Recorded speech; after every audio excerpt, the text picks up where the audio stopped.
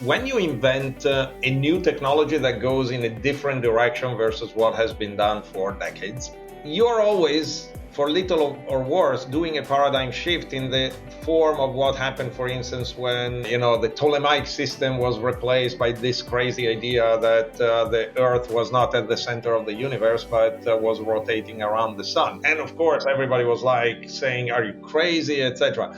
It's kind of like that. You always have to convince people that have done things in a certain way for a number of years or decades that your idea is right. And normally people are like, "Who do you think you are?" And by the way, it's even worse if you don't come from that group of people.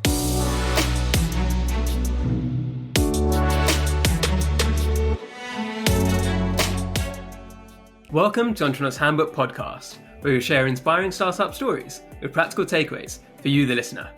Today we have with us Guido Meardi, who is the founder and CEO of vNova. They're a data compression company who've created 2 international standards in their field. How are you doing today?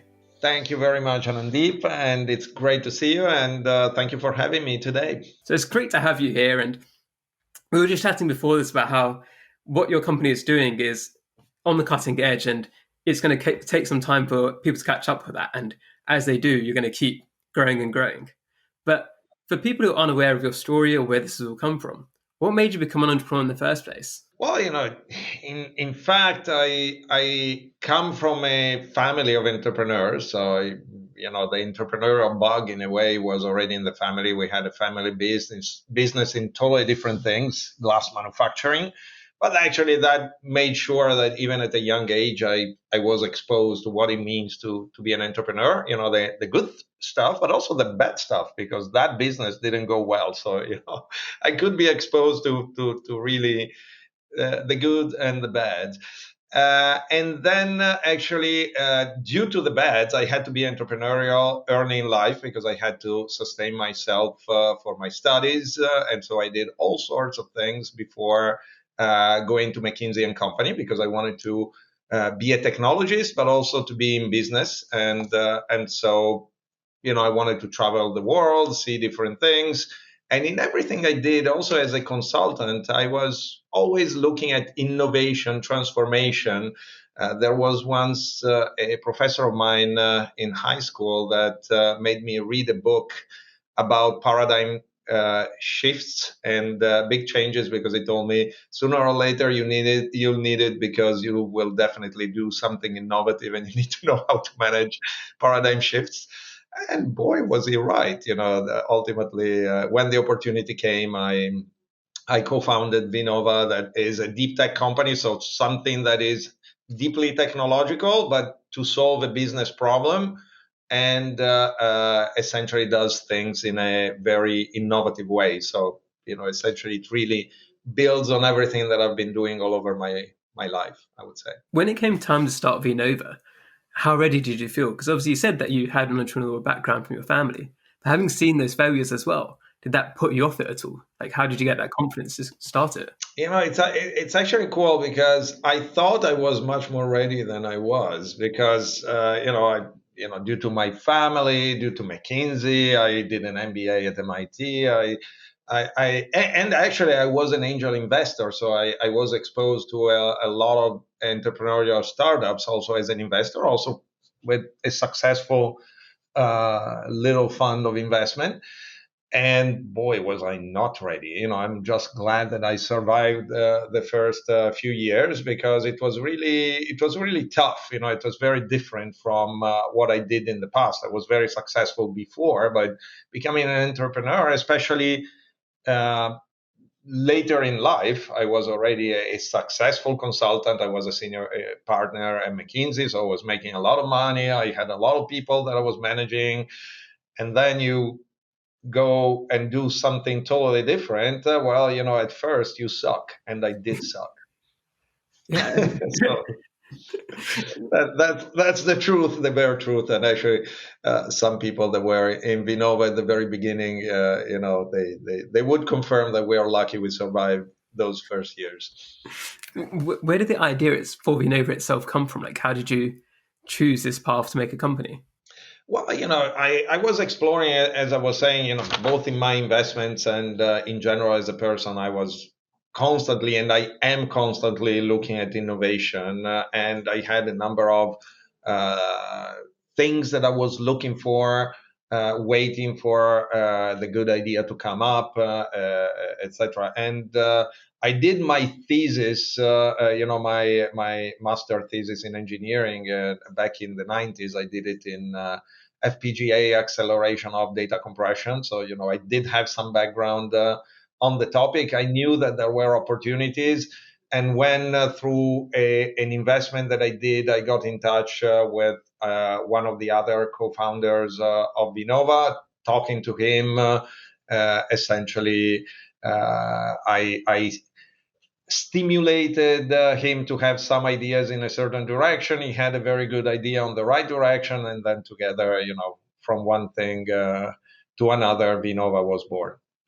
And then other co-founders joined in, and we created a company. So essentially, it's really something that was built over time and over existing relationships that were developed in other contexts.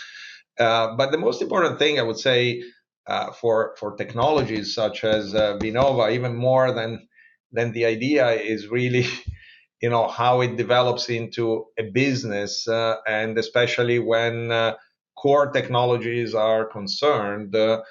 Uh, you develop a technology that you believe can really change an industry or do something very important differently, which is our case, because data compression sounds very technical, but it's underpinning the entire digital world. The internet is for more than 80% video traffic, and for a large amount of the remaining part, it's image traffic, etc. So if you create something that is able to shrink that traffic significantly, you're really creating a lot of value.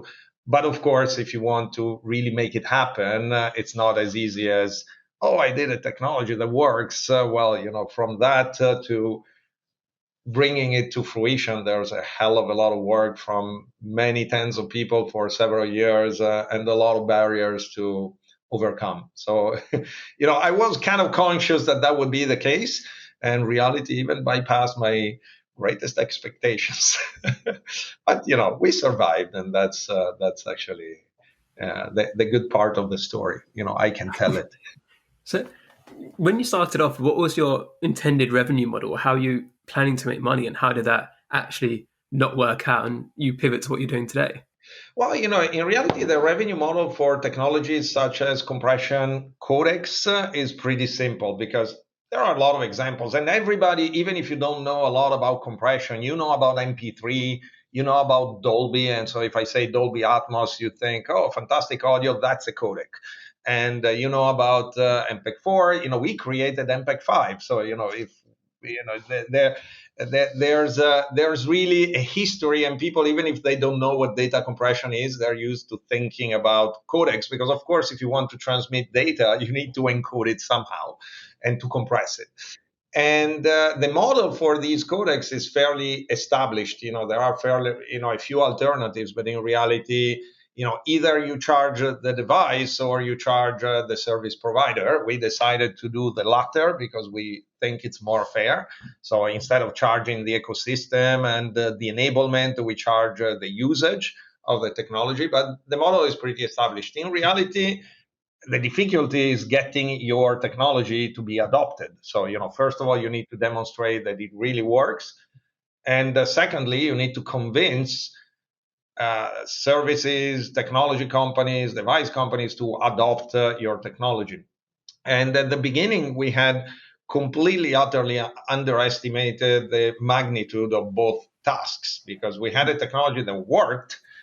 And so we said, well, it's easy to demonstrate that it works because it works so well. Wrong, because you need to validate it thoroughly with international standards, committees, academics, etc. It takes years and years and years, and there are very thorough methodologies. So it's not just you snap a finger, you demonstrate that it compresses better. It's not like that. And there are many ways to make that validation wrong, so that even if you have a dramatically better technology, it doesn't show. So So that thing we had underestimated. But in any case, we overcome that hurdle pretty quickly. But then the other hurdle came, which is standardization. So we underestimated that a proprietary technology, when you have a foundational component of the digital ecosystem of the whole planet, you cannot possibly say, well, come on, they'll just adopt it because it works.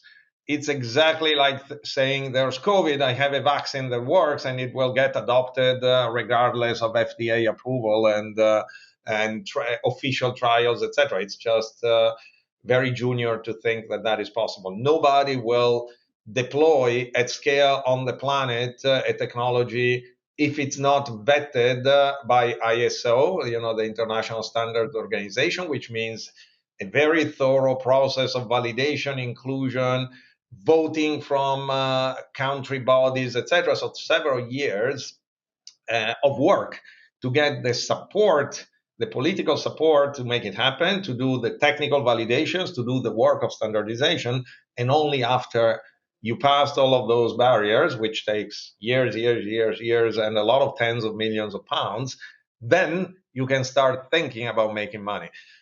And after all that, then you need to convince people to adopt your standard. So frankly, when you think about this, which is the typical job of companies like Dolby, there are several multi-billion companies that do this job, like there are pharma companies that do vaccines and do blockbusters, but it takes a lot of work, and we had completely underestimated at the beginning how much time, how much work, how much validation there would be to pass these things. So there was a moment when we were, for all practical purposes, almost dead, because we figured that out and we had in front of us a Himalaya to climb.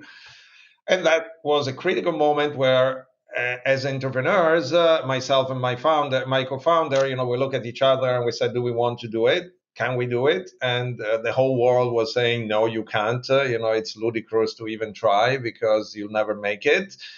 And instead, we look at ourselves and we said, yes, we can. And we did.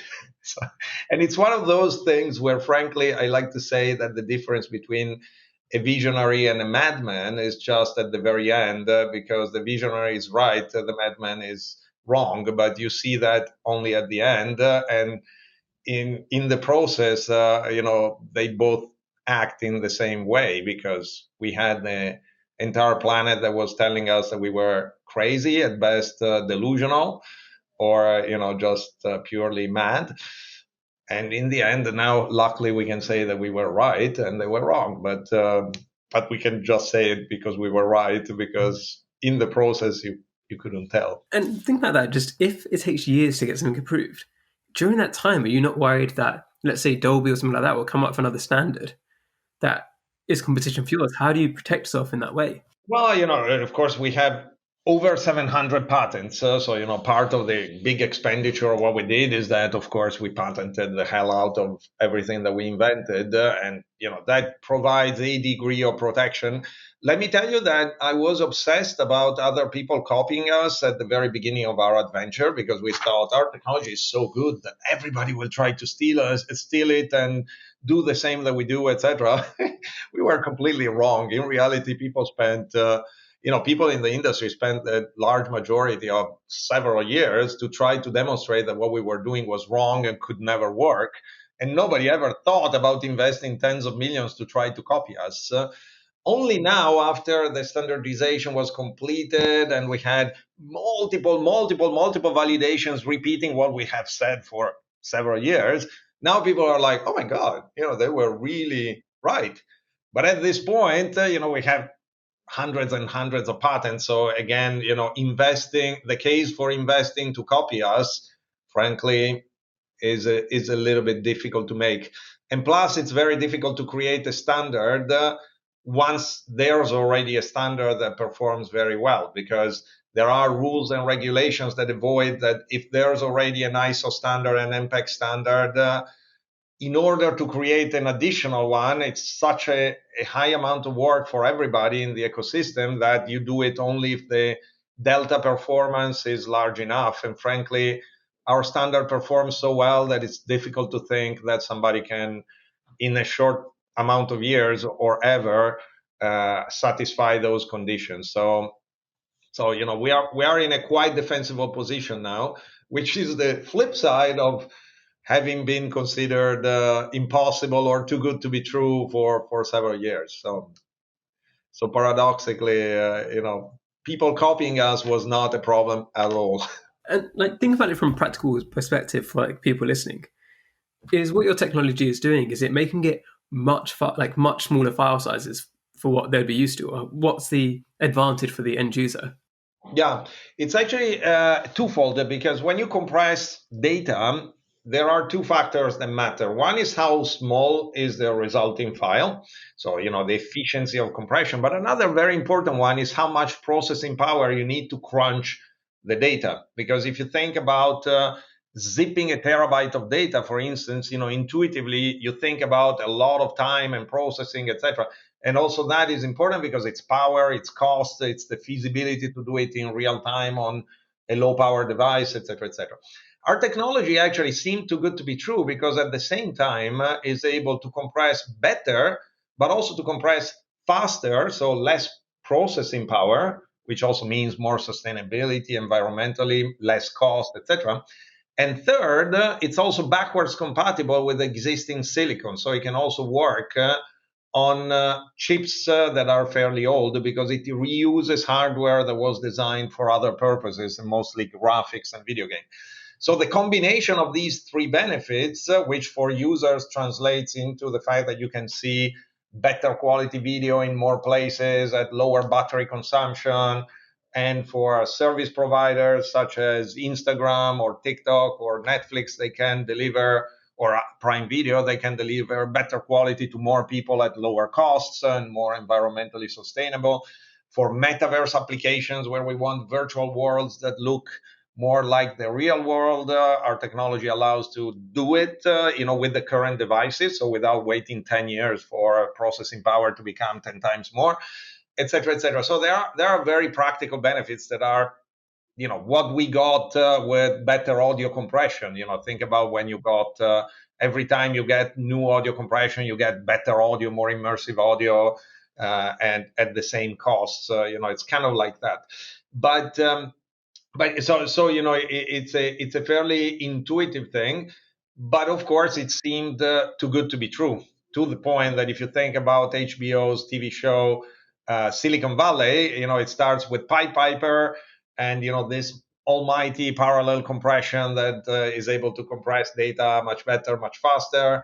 Ironically, one of the co-founders is a former VC called Erlich Bachman. And if you look at Vinova, one of my co-founders is a former VC called Eric Achman. So, indeed, we provided potentially some of the inspiration for for part of the stories in the first couple of seasons of Silicon Valley, possibly, because they very much look like our past. Even though we are in London, we're not in Silicon Valley, but yes, we are. We were as ludicrous as that. But I guess you're having, like you said, you have the madman and the visionary right now. Yeah. Where in the past people might have think, oh, okay, they're mad because they're trying to do this, this, and this, and it's going to work. Whereas now you've kind of proved them wrong. Yeah, absolutely. What was your focus now? So you said you've got the standards in place. Is a lot of your efforts now towards adoption, or what's the company working towards? My focus is what it always was, because if I look at what I believe, which is what drives me, and not just in data compression, but me as a person and in everything I did before and everything I will do later, is actually doing things better and achieving more with less. I know it's a trite statement, doing more with less looks like a supermarket, but in reality, it's very important for the world we live in. We need to be more efficient. Definitely, we all know it from sustainability, because we need to do things with less. But at the same time, we need also more, because we cannot just do the same things that we do today with less. We need to do more, because we need to grow as mankind. In what we do, we need to do cooler things, better things with less, more efficiently. And the only way to do it is paradigm shifts. The only way to do it is think differently and improve on certain technologies inevitably. And digital technologies are easy to act on because they can travel quickly. Once you do it, you can immediately conquer the world if it works, while instead physical technologies take more time to become widespread, and they cost more to do that. But my purpose is really use better technology to improve the planet. And a compression standard, paradoxically, even if it sounds a very technical thing, a very niche thing, but it can really have an impact of double-digit improvement of something called the internet traffic, which is pretty big, and drives $1 trillion per year of investments. And they can also reduce power consumption, which is in large part data centers, etc. They drive more power consumption than airline traffic. And so if you have something that can cut that in half for everything that involves crunching video, media, files, etc., that can mean over time more than 1-2% of the entire power consumption of mankind on the planetary level. So it's actually pretty important stuff. And of course, in the process of doing that, doing our little contribution like this, yes, if it works, we will make a ton of money, which we can reinvest in doing more cool stuff later that has to do with digital, but not just digital. That's really interesting because I guess I never thought of it before as from the sustainability aspect, because like you said, so much of the energy consumption now is going towards powering the internet, powering everything. Even for example, with the blockchains, all this kind of stuff that's going on right now.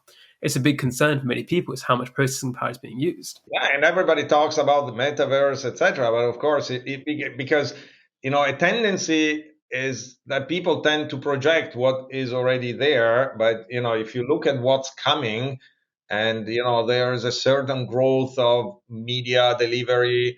We all do more video conferencing, stream more video, but we want it ultra HD, and then we want to put a headset on and live virtual worlds that must be super photorealistic.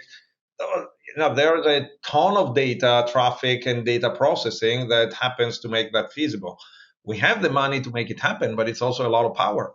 So, if you make that more efficient, first of all, it's making it happen faster, but it's also potentially having a big impact in power consumption as well, not just economic drivers. Like even as you're researching further to try and make things more efficient, would you ever try to go for another standard again? Because like you said, you've seen how painful it is and how many years Yeah. it takes.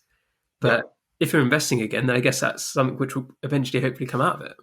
Yeah, no, definitely. And, ultimately, these things, I was making the analogy of vaccines and pharma companies earlier. In part, it's kind of like that. So, if you hit on a block, if you get a blockbuster, you could say, okay, I'm a single trick pony. I was lucky here and I just do that. But in fact, considering that we have a large body of IP and our technology can apply itself to a lot of other things in the space, why not? We do think about, we've already done a second standard, which currently we are not pushing commercially a lot, that actually allows to do artificial intelligence media indexing. So things like face recognition, object recognition, etc., much faster and more effectively. We demonstrated that, but we haven't pushed it commercially just because we are currently very focused on our blockbuster to make, to drive the adoption of MPEG-5 LCEVC for video coding. But that part is also pretty important. We also are compressing point clouds, which are a new data type that is becoming more and more important for metaverse applications, but also for other types of applications such as automotive, etc. So there are multiple things that we can do progressively going into other realms. And yes, standardization, now that we learned on our skin that it's important, yes, it takes years, but it's a necessary thing to do. And it's correct that technologies that have such an impact for decades, they must be vetted by certain bodies. So, again, very similarly to healthcare, we wouldn't want any company to release on the market pharmacological products without them being vetted. But if a pharma company devises a vaccine, like BioNTech created vaccines for COVID, of course they are doing a lot of mRNA vaccines for cancer now and for other applications, because it's a basic technology that can be used for a lot of other things. Similarly, what we did can do something like that. Maybe not of that magnitude of importance for mankind, but at least we do our best. Yeah. That's probably more important, frankly. When your timescales are this long, how was it the process of getting investors on board? Because so many investors, if their investment horizon is say 3 to 5 years, whatever they're looking for a return on, but you're saying, oh, this could take us years, and we might not even get standardization. How did you convince people to come on board? Yeah, thank you for the question, because definitely sometimes when people think that Vinova was a miracle of invention or technology, I always respond that it was a miracle of financing and political management of the environment, because financing was extremely hard, especially when you are shorted by the entire academic community and community of experts. It's very difficult to find any professional investor willing to put a shot of like 50 to 100 million pounds into a binary option that if you hit it big, but if you don't, you waste your money. So, it was a very simple business model, because it was like, if it works and you get it and you standardize and it's adopted, if a lot of money, but if you don't, you waste everything. So, very clear. And if you then, it's about probabilities, how much probabilities you assign to that lucky event, lucky of the luck that costs a lot of effort. But if you ask to experts would tell you that there was pretty much 0% chance of us succeeding. So it was pretty much impossible for us to get funding from VCs for many, many years. So where we did find funding from other entrepreneurs, from personal friends, from friends of personal friends that essentially trusted, in large part, admittedly, myself. So it was very much my responsibility, and I put all of my money in this. So I had a personal reputation with my network, and they said, if he puts all of his money there must be something in it. Either he became crazy all of a sudden, or there's something in this. And that created this sort of crowdfunding, where everybody didn't put too much. They put enough, but not too much. So they were diversified, but we didn't have a single big investor. We had about 100 of investors, some of them significant, because luckily in my network there were pretty significant high net worth individuals. And I would like to mention Federico Faggin, the inventor of the microprocessor and the touch interface, a Silicon Valley tycoon with Italian origins, and luckily for me, friend of friends. And he became our most important investor and mentor, especially given his experience in technology, also related to this. I value this advice, aside from his money, very dearly. And actually, when you start getting entrepreneurs like him and then others that joined, it became that typical network effect where a lot of people essentially believed that we could do it. Of course, in certain moments, I was looking at myself in the mirror and I was saying, will I make it? Because, now that everybody's trusting that we make it, will we make it? And thankfully we did. So, it's one of those cases where, of course, I never told anybody that it was free of risk. So I was actually very clear with everybody that there was a very strong degree of risk. But luckily, I found a lot of friendly entrepreneurs and friends, and I'm very proud of our shareholding, because they were really awesome multiple times, frankly. That's what I was about to ask you: is how did you deal with that pressure? If you knew, for example, your friends were investing in you, all these people are investing in you, and it doesn't matter who the investors are. If the investors are VCs, you don't want to lose their money. But when it's people are giving you their money, they're your friends, and if you don't meet that standard, then they've lost a huge amount of their savings. Yeah, my wife money, my my in-laws money, all of my friends money. I even had a very good friend that put the college fund of one of her daughters in Vinova. Actually, two friends that did that. So yeah, no, a lot of responsibility. That's it's a lot of pressure. How do you deal with that pressure? By dealing with that. It's a bit. I don't think there's a good answer to that. It's really. I believe that in those moments you need to draw energy from outside of yourself. I was once talking to an executive coach that was surprised about precisely how well I was dealing with pressure in those moments, because there were certain moments. Now we are like in a phenomenal moment because it's clear that we achieved a number of milestones, etc. So it's all easy. But there was a time when it was really, really difficult, and we were also very short in cash. Short runway, difficulty in finding funds, the whole industry saying that we were crazy, etc. And he was surprised that I frankly had the energy to sustain that pressure and also to energize the company, because of course you also need to energize your employees to make sure that they remain in the adventure, they don't flee, etc. And I believe that it's important to recognize that energy does not necessarily come from within ourselves, because otherwise you consume that energy very quickly. And it's very clear to me that I was drawing energy from outside, from the universe, actually. It sounds very much like a Jedi, channeling the force from outside. I know it kind of sounds funny, but the impression was very much that. I was definitely not drawing energy from within, because I would have finished it very quickly. I was just channeling it from elsewhere. Obviously, the flip side of the pressure is also just knowing everybody around you believed in you so much must have also given you some strength, right? Like you said, from the universe, but it's also like your wife believing in you, your in-laws believing in you, all your friends believing in you.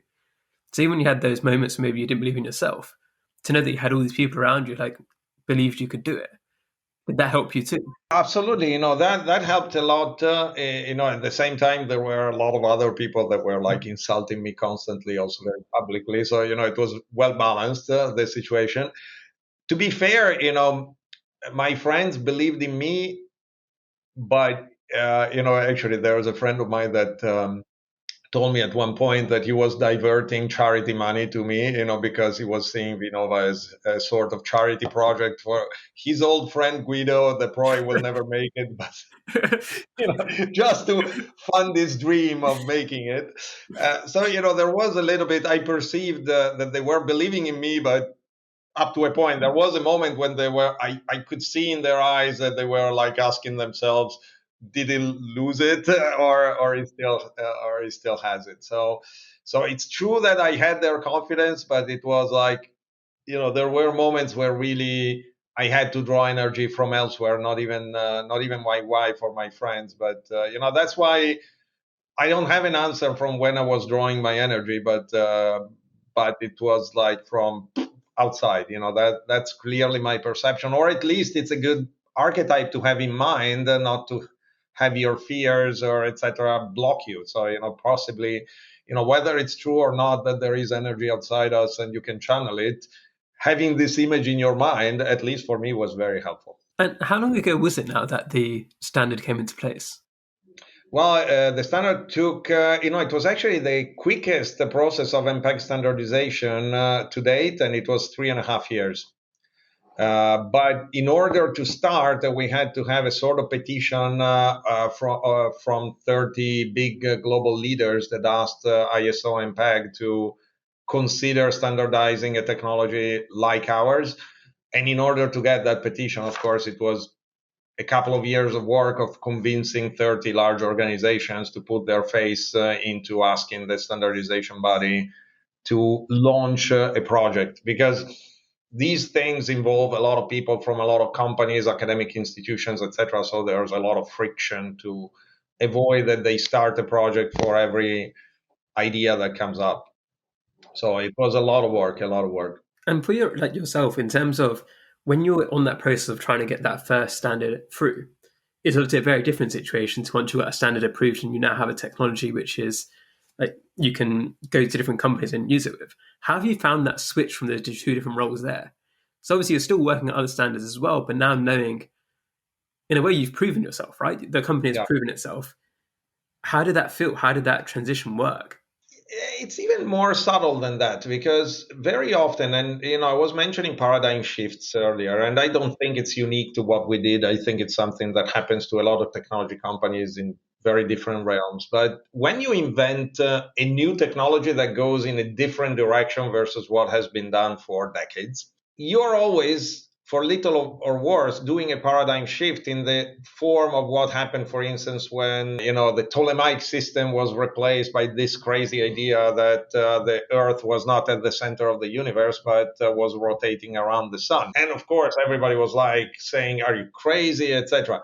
It's kind of like that. You always have to convince people that have done things in a certain way for a number of years or decades that your idea is right. And normally people are like, "Who do you think you are?" And by the way, it's even worse if you don't come from that group of people, because maybe you've been doing other things for the rest of your life. So you're a complete outsider, somebody dressed in pink that enters a British club in London, and everybody looks at him and like, "What are you doing here? Who are you?"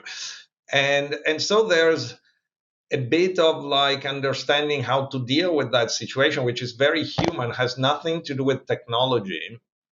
And ultimately, I believe that the reason why certain times these processes are unsuccessful is that who invents the new technology is arrogant.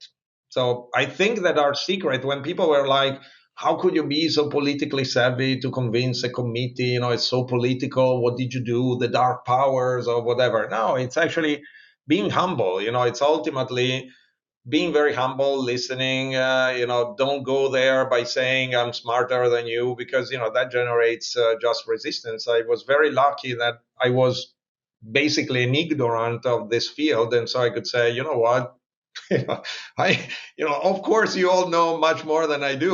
I was lucky or whatever. I was just looking in a different direction, but it was a very humble interaction, and I was trying to understand what people were motivated by, and essentially, as I like to say, kissing the right rings also, not pretending that people kiss your ring.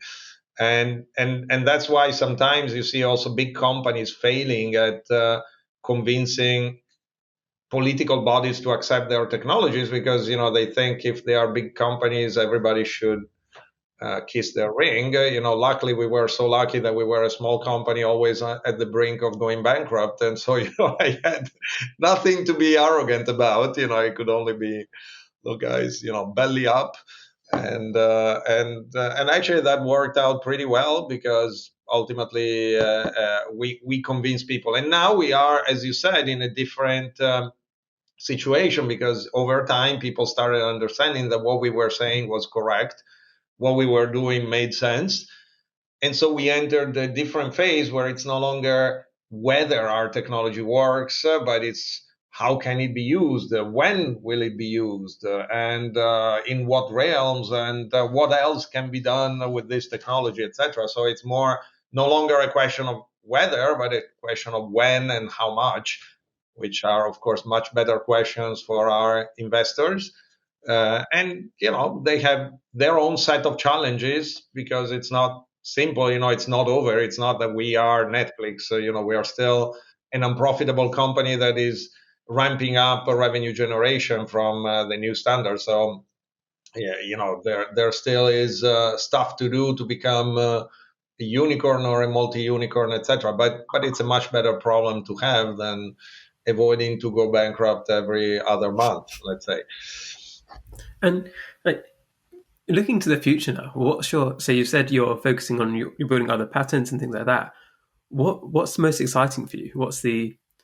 If people listening right now want to follow vNova or find out more, what would they be looking out for? To me, it's always exciting to do cool things. Our technology really allows to create massive impact for our customers, but also for the end users. And so we are working with exceptional companies, some of the biggest tech names out there. pretty much all of them, or at least most of them, to do very cool things. Like, as I said before, our technology can be used to do the same things that we do today more efficiently. So, more people that can receive the top quality at lower costs. But also at the same time, we can accelerate the future and we can show people stuff that they don't think possible today, and we can do it today. Like this past year in 2022, we got an award from Hollywood, for all things, for having released the first ever volumetric video with photorealistic quality. So the same quality that you get from CGI, think Avatar 2 quality, but you are in the movie and you can literally look around people as if you were there. So, think about the type of 6 degrees of freedom like being in a video game, but with the quality of photorealistic cinema picture quality. And those are things that people didn't think possible with current devices and current networks, etc. Well, we demonstrated it a few months ago, and we're now working with some of the biggest content producers to actually provide experiences along those lines. And so it excites me to do these things at one time, generating a lot of efficiency, and of course benefiting from it also as our company grows, but also providing end users with experiences that are mind-boggling and they wouldn't think possible. So in the short term, I think we'll be mostly engaged with that, working with very big companies, and at the same time, we'll probably have to scale as a company because we're currently 85 people in London, with a little base in Silicon Valley and a little base in India. We'll probably have to scale our team because the type of game we're playing is typically played by companies that are much bigger than our current size, and so that will bring up all those typical challenges of how you go from X to Y, where Y is a lot bigger than X. And yeah, so it's an exciting moment for us. Definitely problems, but much better problems to have than what we had 2-3 years ago when everybody was shorting us and we were always at the brink of going out of cash. So, love talking to you today. If people want to find out more about what you're up to, what Vinova's up to, where would you send them? Well, we have our website, so v-nova.com, that probably says something about what we do. I must confess I haven't looked at it for a few months, so I hope that is up to date with all the cool things that we're doing. But my marketing team is not here with me because they would blush at me saying these things. But of course, it's actually up to date with everything. And yeah, so v-nova.com, and in general, also, I believe that Googling v-nova would bring up some interesting things that we have done recently. All right. Thank you so much for coming on. Thank you very much for inviting me, and I hope the chat was useful to any entrepreneur that is listening, and they believe that they have unique sets of problems. It's difficult to raise funds or it's difficult to do things. I would like to tell them, don't worry.